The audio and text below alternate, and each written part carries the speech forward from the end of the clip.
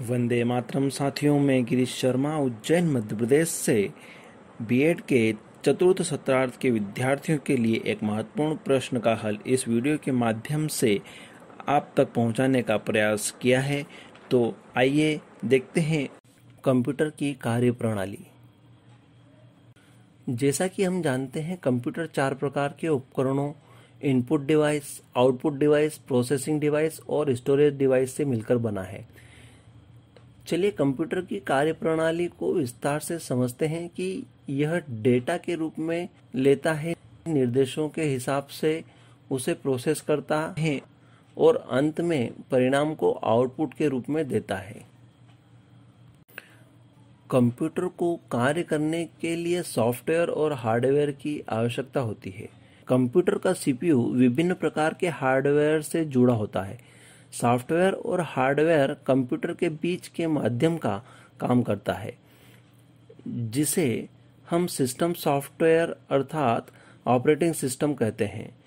Computer की कार्यप्रणाली की प्रक्रिया एक चरणबद्ध तरीके से होती है। कंप्यूटर की एक निश्चित कार्यप्रणाली होती है। इस कार्यप्रणाली में निम्नलिखित कार्यों की एक श्रृंखला होती है। नंबर 1, सूचनाओं तथा निर्देशन प्राप्त करना। नंबर 2, सूचना एवं निर्देशों का भंडारण करना। नंबर 3, निर्देशों के अनुसार सूचनाओं का विश्लेषण आदि करना। नंबर 4, विश्लेषण को समझने योग्य रूप से प्रस्तुत करना। और नंबर 5, विभिन्न प्रक्रियाओं, प्रणालियों का तथा कार्यों को नियंत्रित करना। इस संपूर्ण कार्य प्रणाली को हम एक सरल रेखाचित्र से स्पष्ट कर सकते हैं। इनपुट, प्रोसेस व आउटपुट। आइए देखते हैं इनपुट यूनिट, आगत इकाई। इनपुट यूनिट यह कंप्यूटर सिस्टम में डेटा और निर्देशों को दर्ज करने की प्रक्रिया है। क्योंकि कंप्यूटर किसी अन्य मशीन की तरह इलेक्ट्रॉनिक मशीन है जो डेटा इनपुट के रूप में लेता है और निर्देशों के हिसाब से डेटा की प्रोसेसिंग करता है। इनपुट यूनिट उपयोगकर्ता से डेटा और अनुदेशों को प्रोसेसिंग के लिए एक संगठित तरीके से लेता है।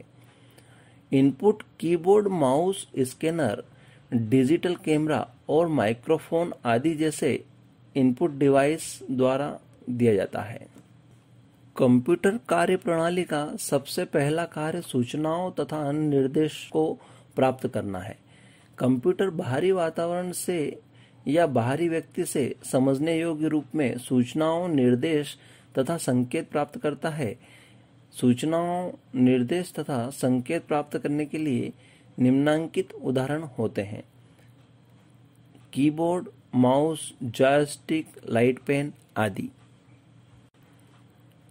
अगला है केंद्रीय संगणक इकाई या सेंट्रल प्रोसेसिंग यूनिट, सीपीयू। यह कंप्यूटर का मुख्य अंग होता है। इनपुट इकाई से समस्त सूचनाएं, निर्देश तथा संकेत प्राप्त कर इसी सीपीयू इकाई में भेजे जाते हैं। उनका यहीं पर भंडारण होता है। मेमोरी पावर भी इसी में होती है, जिसके कारण इनका लंबे समय तक भंडारण रहता है। प्राप्त निर्देशों के अनुसार सूचना का विश्लेषण किया जाता है तथा यही अन्य क्रियाओं को नियंत्रित करता है। कंप्यूटर के प्रोसेसर के द्वारा इनपुट डाटा और आंकड़ों को अंकगणित और तार्किक निर्देशानुसार कार्यों को विश्लेषण करने की प्रक्रिया है। Processing CPU central processing unit द्वारा किया जाता है। सीपीयू स्टोरेज यूनिट से डेटा और निर्देश लेता है और दिए गए निर्देशों के आधार पर सभी प्रकार की गणनाएं करता है। तब यह डाटा वापस भंडारण इकाई में भेजा जाता है, जहां अंकगणितीय और तार्किक इकाइयों द्वारा उपलब्ध डाटा का विश्लेषण होता है। रैम अस्थायी रूप से डेटा और निर्देशों को संग्रहित करता है। उक्त विवरण से स्पष्ट है कि सीपीयू के अंदर भी मुख्य रूप से 3 प्रणालियां होती है: मेमोरी, अंकगणितीय तथा तार्किक इकाई और नियंत्रण इकाई।